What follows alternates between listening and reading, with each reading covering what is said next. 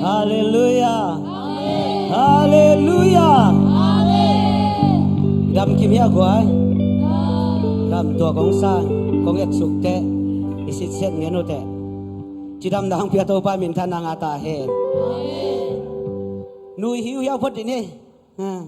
Nuôi cái tắc lầu đàn gần coi chỉ đàn khát yếm đi coi chỉ đi khát yếm đi. Hallelujah. Hallelujah. Nakim na pa mo te to nakim mai tai pot pot di ko. Pasian pa to dia je mai tai sa pa to nyat di amen. Nakim mai tai sit sedula. Hallelujah. Tu ni hun phang pia to pan min than nang ata hen. Hun kilo mga sak to pan min than nang ata hen. Chidam nang pia to pan min than nang ata hen. Hallelujah. Hallelujah. Hallelujah. Tua to ba khat ve khut ben pa to sia sia phot ni ngai che ben. Oh oh hallelujah, praise the Lord. Sakhi lui tui luang sia sia la lung ko ben to pa nang ma kong lung ko hi. Ma to khat ve ve ka lei tung nun tak nai na salam gam tat nai na kha lam ka kha nun ta nang zo zer to pa nang ang pu pha hi. Tunin to pan nang le ke yong pu pha de hi. Amen. To pa dia hak sa khat zom ke. Elei ki pu phat som chang be hak sa hi. To pa ki pu phasak de hi yang hallelujah. Hallelujah. Hallelujah. Tunin to pa pu phat ding ke jong u ding a chi khem pe khut lam de ni. Achakina. Idam lok na te ki pu phasak ni. In kwan sung va khem pe to pa ki pu phasak ni. Igel na khem pe I program khem pe to pa khat be en ki sak ni. To pa ap ni. Hallelujah. To pan avek pi in sep thai lo ne lo hi. Nakel na atang tung na lo te tunin to pa pu phasakin. Tunin to pan ung tang tung sak je hi. Nanat na deng to pa na pu phasakin. Hallelujah. Ung pu phakikin to pa chin I thanga na bang bangin to pa to ki ho di hi. Hallelujah. To sun lung chim thu na jong na nen. To pa na tunga na haksan na deng to pa la kya sak je hi. Ung pu phakikin to pa I thanga na bang bangin no. Thanga na bang bangin to pa pa toy. Ja ja di hi.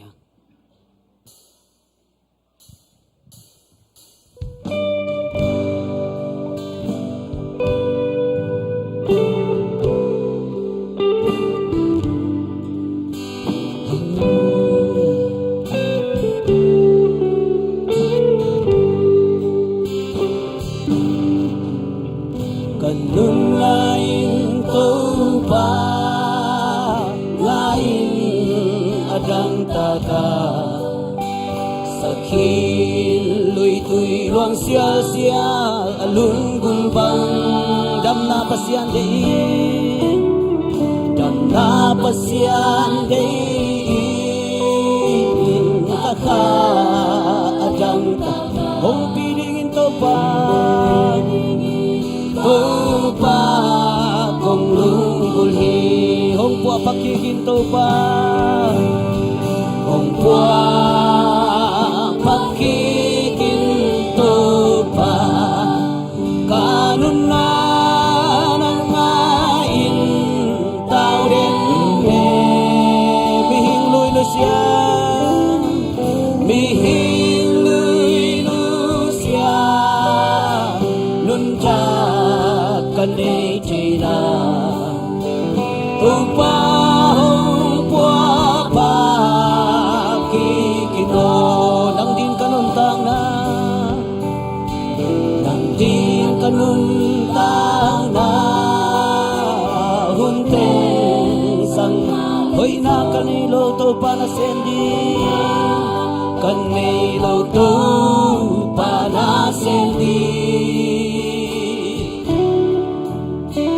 kanun lang siapa in suy đi là ôm nông in na theo chia din công xuân tàu pa tu din tàu pa câu te hong qua bắc kỳ kinh lang ma hi te le hong qua bắc hallelujah tàu pa na ta te hong qua pao na mihing lui no sia in tau pa nang adingi mihing lui no sia nun cha kanei china tau pa hong pua pa ki kino tung pani sinay mo tung pani into pa na kasi hoy na kanilo datingin zong kaching zong di salam ganta nai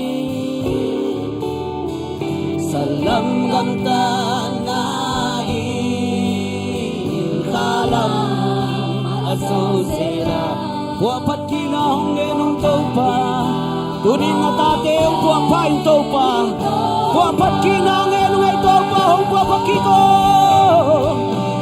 buapat lang makasiyang tohong na yung topa amen tao dene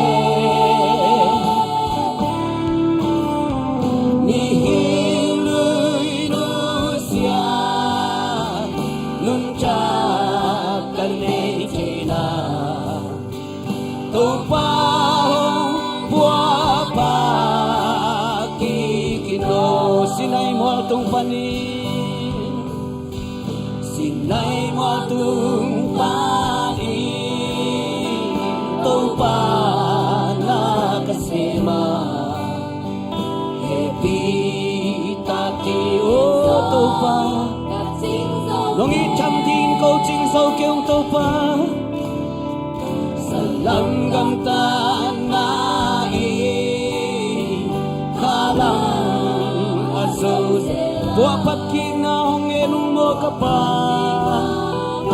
tunin na tate ang longki ko kape tunin to pa na tate kape ang longki tayo na amen hallelujah kanon na nangayin tao dene mihiluy nusya nuncak kanay kina tupahong puapaki kanun lain tupa kapay tupa pa to ladiya kanun lain tupa ang lain adang taka sahiin luy-tuy long siya alungul bang dam na pasyan dam na pasyan kakadang ka hong piling to pa ng makong guluhin amen hong papakikin to pa hong amen to pa hallelujah to pa na tate kape ang longking tayo to pa na tate kape ang papakiko to pa mihingluy no siya no tanga chakto to pa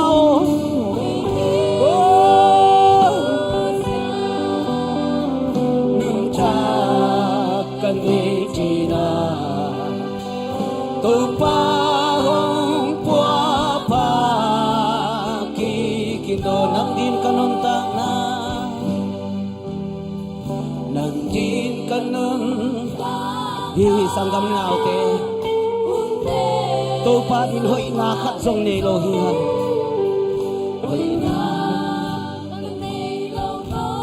ihibang mga to barsahi tunin to pa ang puapancin to pa lung simtak pito pa to dihang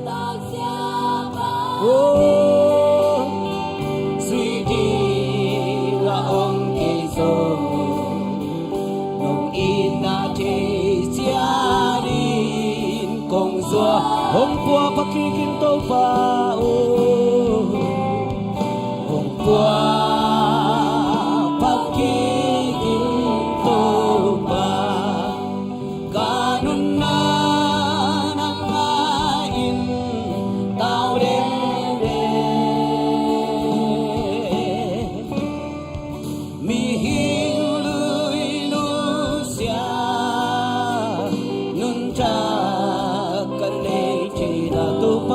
pakiki Hong pua pa kikino sinay mo tung panin, sinay mo tung panin, upa na kasema happy katin zong kating salam gamtanan khala mazozela salam gamtanai halam buapat kinahong enong taupay me kong ito hong buapakikin taupay kapinto papatoy ni oh hong buapakikin taupay kanun na nangain tao rin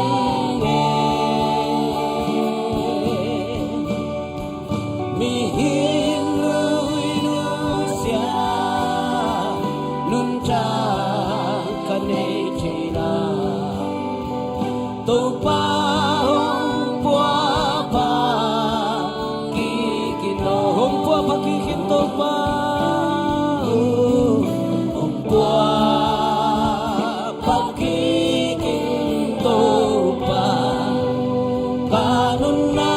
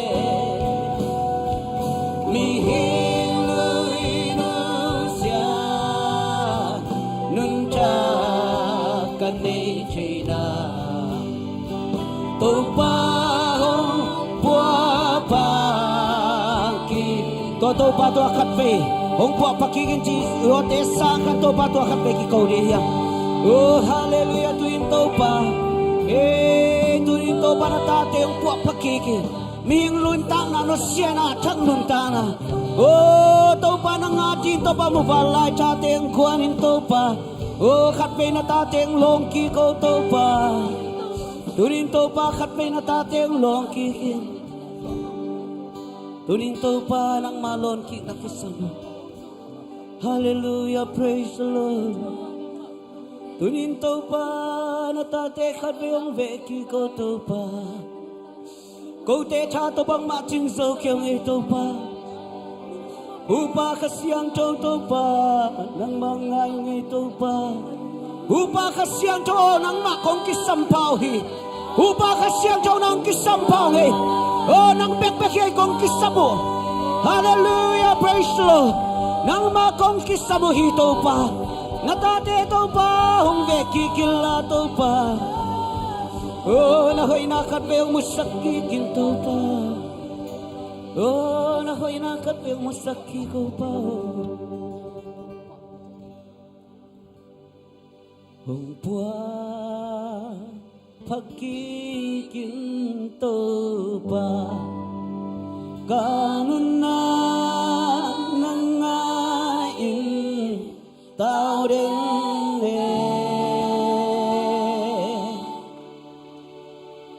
mihiluy siya nun cha kanay china tu pa hong bua pa kikino hong bua pa kiki hong bua pa kikinto pa kanun na nangain tao rin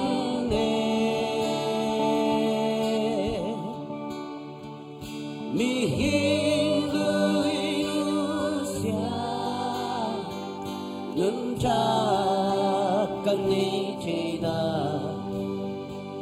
tu pa hong bua pa kikino tu pa bua pa kiki tu pa hong bua pa kikino sanggam le nau te tunin to pa khoi na khat ve long ngai le uthia tunin na nga ding kaya di na hun nong i thei tu so minute khat zong inun ta na en bang ma gel the lo hia onong kai sak ngai sun na tom tom khem pe pa khe di hia tunin to pa inun ta na ong lam ki te he ung po phadi nga alui na te nu sen thak nun ta na tu to pa lai di hi tunin hu pa kha siang to e te to ngom kho mi hu pa kha siang tho e te tong om kho mi hu pa kha siang tho nang tong om kho mi tunin kata bang kong hu ding hiam chin hu pa kha siang tön na ke ya ngau pi hi tua to pa ho pi na o khum te asadin to pa mi mal kim tu phang te ta he tuin to pa kamal te to pa o khum te kha te ngai di hi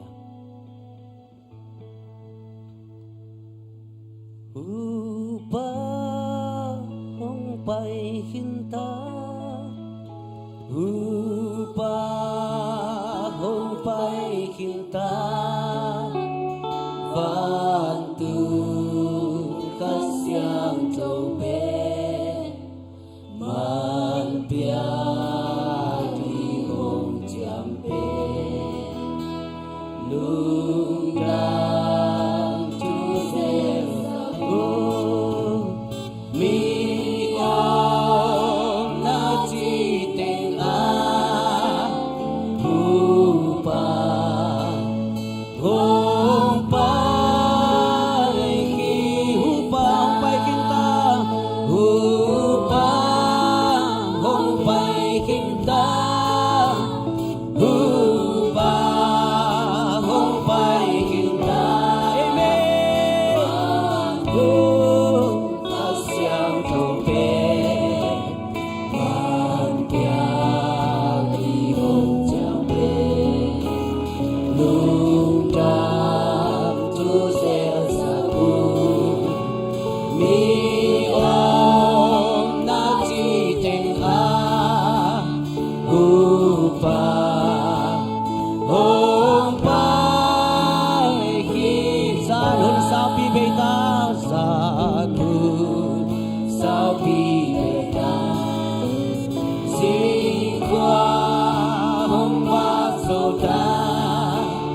lung sim văn kinh thì da ni tang kham wa panin ni ta kha hong swa kya ta tiang in ho swa kya ta hu pa hong pai kim ta me hong pai ki me hu pa hong pai kim ta hu pa hong pai kim ta van tu ka siang thâu pe man pia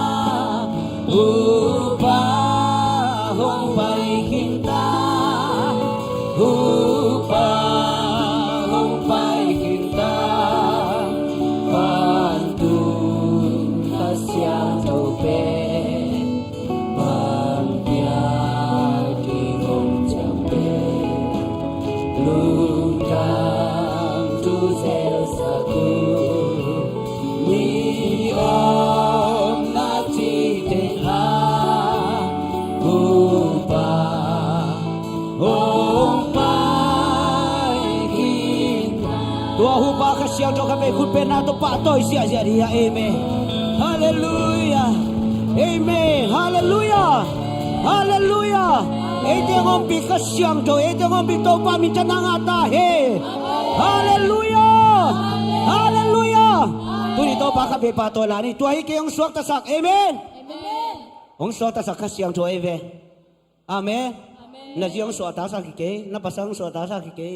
Natate ang suwag tasak kilo. Ang suwag tasak kasiyang to. Tuhay kayong suwag tasak ato pa patolani. Amen. Hallelujah. Tua hi kê yong suak ta sa tua hi kê ka lung dam na tua si san nin ka hau na le ka dam na hi tua hi ka kisak kê na tua hi hong la mong diang sa tua si san nin mi ding mi siang tong tas nilangin sa tan kem na nilangin sa tan kem na Pol siang na tong sunga lamen nei lo lung neo hi Okay, kaong hangin Tuniman pa si Santo Kay hong kitan hinso Swak tate tung swak tak nalasa kala Tuahi kayong swak tasa Tuahi kayong swak tasa Tuahi kay kalungdam na Tua si san ni kahaw na le kadamdahi Tuahi ka kisap kay na Tuahi hong lamong niyangsa Tua si san nin midi Isyang to tang laway pataw na sumpan Laway pataw na sumpan Hong liay nong dahi Hang siat na gwalel na pan Oh, hongon so tua siin Sumna tao na tembeso Tuno si san hangin Sa talutong gwazo na po Amen! Tuay kayong swag tasa Tuahi kayong swag tasa Tuahi kay kalungdam na Tua si san din kahaw na le kadam nahi Tuahi ka kisakay na Tuahi hong lamong biyangsa Tua si san min binin Isyang tong tang sa mo na panditan na Tanaa Lel na panso na Lungkang na panlungong na So tang na nga tangin So kang na pandam na So na panhaw na ime Haw na Kalkal lama tulong So na lagal Hallelujah Tuahi kayong swak tasa Tuahi kay kalungdam na Tua si san nin kahaw na le kadam nahi Tuahi ka kisak kay na Tuahi hong lamong yangsa Tua si san nin midig mi siyang to Laway pataw na sumpan Laway pataw na sumpan Hong liay nong dari Siyat na gwalay na pan Hongon so tua siin Tunataw na ating beso Amen! Tundo si sana Sa talutong gwazo na pray ka bro Amen! Hey ho! Hey sa to papaton Tuahi kayong swak tasa Tuahi kay kalungdam na Tua si san ni kahaw na le kadam nahi Hey ho! Tuahi ka kisak kay na Tuahi hong lamong biyangsa Tua si san ni minig bisyang tong tangsa Laway pataw na sumpan Hong liay nong dari Hamsyan na gwalel na pan Hongon so tua siin Tumnanaw na ating beso Tuno si sanangin Sa talutong gwazo na po'y Amen! Hallelujah! Ang gwazo sakto papatoy Amen! Hey! Hey! Ha! Tuahi kay kalungdam na Tua si san nin kahaw na le kadam nahi Tuahi ka kisak kay na Tuahi hong lamong diyangsa Tua si san nin mining ni siyang tong tang Tuahi kayong swak tasa Tuahi kayong swak tasa Tuahi kay kalungdam na Tua si san nin kahaw na le kadam na Amen! Amen! Amen! Tuahi ka kisak kay na Tuahi hong lam sa tua si san nit miri siang cho tang sa tua hi kayong suak ta sa tua hi kayong suak ta sa tua hi ke kalung dam na tua si san nin kahaw na le kadang na hi tua hi ka kisak chena tua hi hong la mong yang sa tua si san nit miring mi siang trong tang hallelujah tua si san nit miring mi siang trong tang sa keme hallelujah praise the Lord lung jamang ito pa hallelujah lung jamang ito pa tua ki kayong suak ta sa tua hi ka kisak chena tua hi ka lung dam na tua hi ang gol zo sak chinapi hangin sang minaw te ilung dam che lok te te na te to pan tu ni nanung tang na nalung tang long ta he ong suak ta sak to pa ba hi te hi ha ong lung dam sak to pa hi chi hi ha to pa pa toy ting lo ba en lei ba thang nei lo hi ha sang am nao te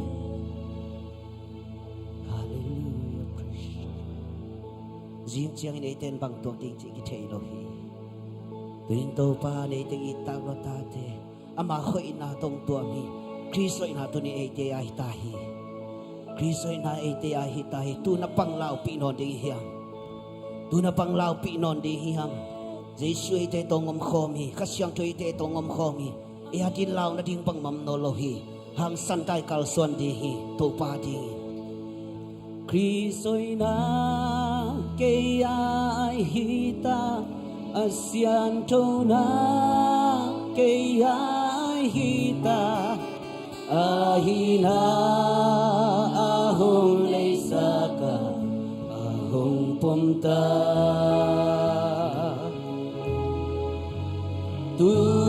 tunalaw di kanay nolo ahwang amuangin ka o Kristo'y nale siyang tuna kaya Kristo'y nakabela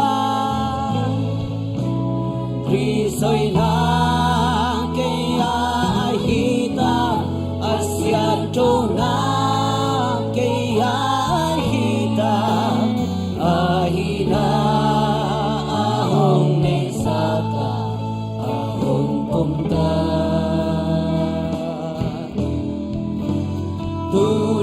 tunalaw di kaninolo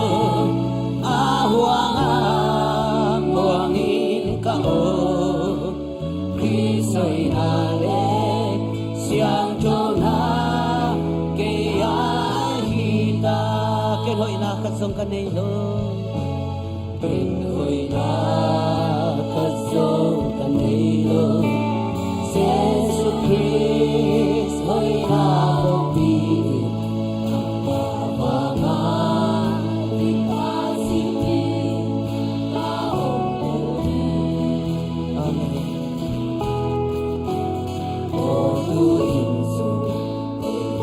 kahina so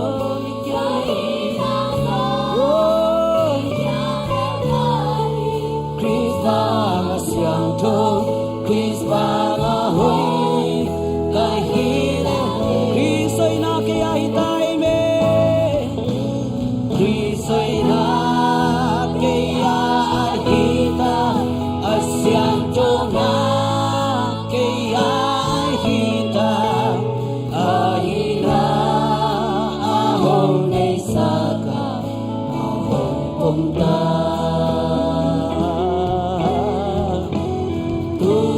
tunalaw di kaninolo ahwang amuangin ka o Kristo'y nale siyang tuna kaya higit mama kakit yamin kay mama kakit yamin siyang tuna ay nakapelo siyang mama siyang tuna pumpun tayo ama natin kasentita ama natin apay na kapay kita himi hallelujah dahi Krisma nganungta amma bangi aho Kristoy na iti ay tay me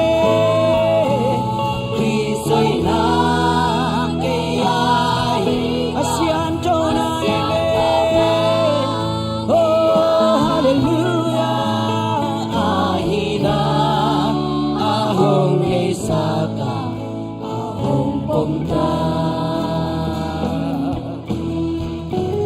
Tunalang di kanay nolo Awang amuangin ka o Kristo'y nale siyang joda Kaya ay kay mama kakit siyangin Kay mama kakit siyangin Siyang joda kanilo isang amang siyang join na gonggong tayo ama natin kasi ang tayo ama natin kasi apay na kapay jay tayo hallelujah kapay jay tayo Krista nalungta ama oh Kristo'y naitiahita tunay tiyarin lang ng umnolo eme Kristo'y na kaya ay hita asyang tunay kaya ay hita ahina ahong Yesaka ahong punta tunay lang di kanay nolo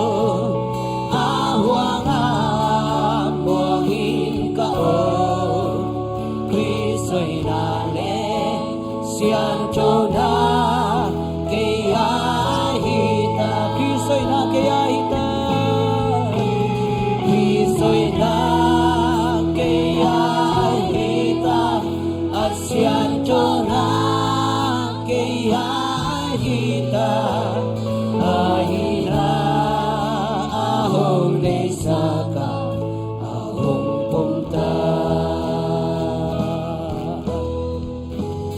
Tunalang di kanay nolo awang amuangin ka o Kristo'y nale siyang joda kaya hita Hallelujah, hallelujah itong palong dami Nahoy nato ko tinong zema Napat na tunog to pa ko tinong tuama. Hitiang dong tunpi to pa na talungdam na hong ko. Tuhin to pa dam lomite to at to pa dam na nong pia kalungudam hi.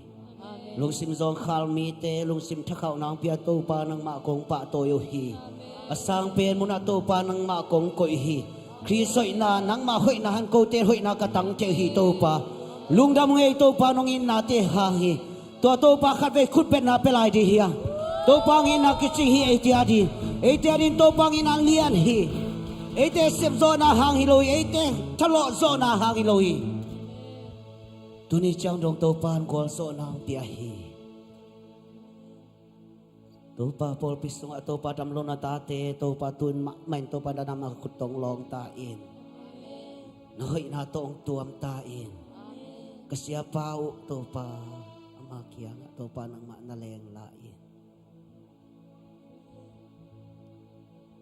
Tahan ng piyak sa kauto pa. Alung simtate ang kausaktain. At aksang has sa kauto pa. Tupa ko kasi apaw ngay tao ngay tupa. Nabiyak buka tupa ang buwak tain. Nang matong bekalamin na ka na uhito pa. Kau te ki hu thiam lopi ka pa. Kau te ki piyak thiam lopi. Tupa ko lamang ngayon la tupa kung tupa tiyo oh ko lamang ngayon tupa kung tum na tiyo hong zay la tupa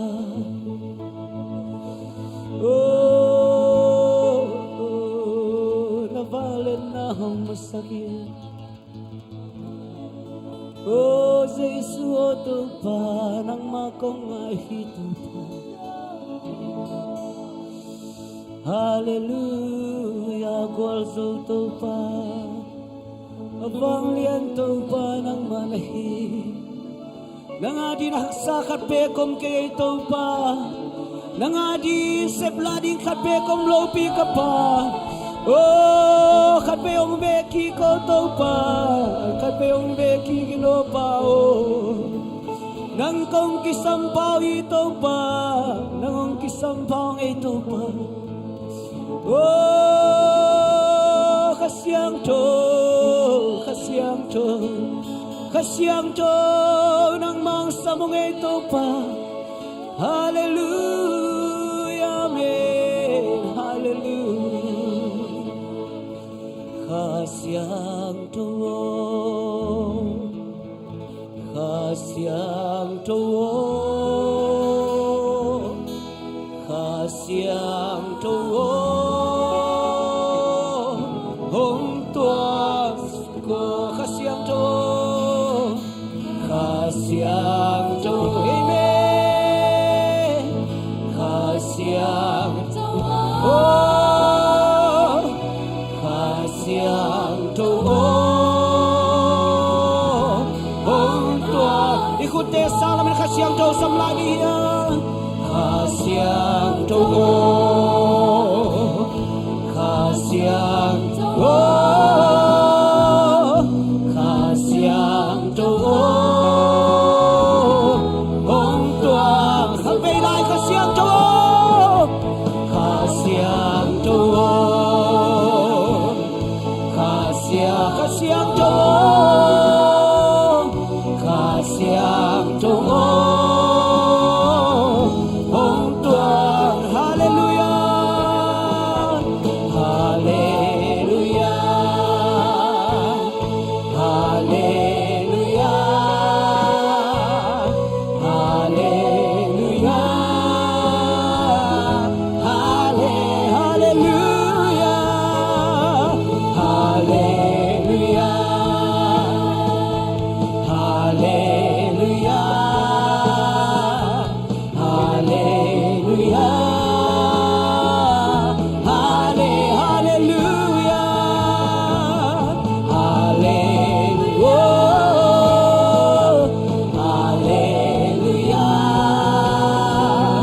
hallelujah, hallelujah,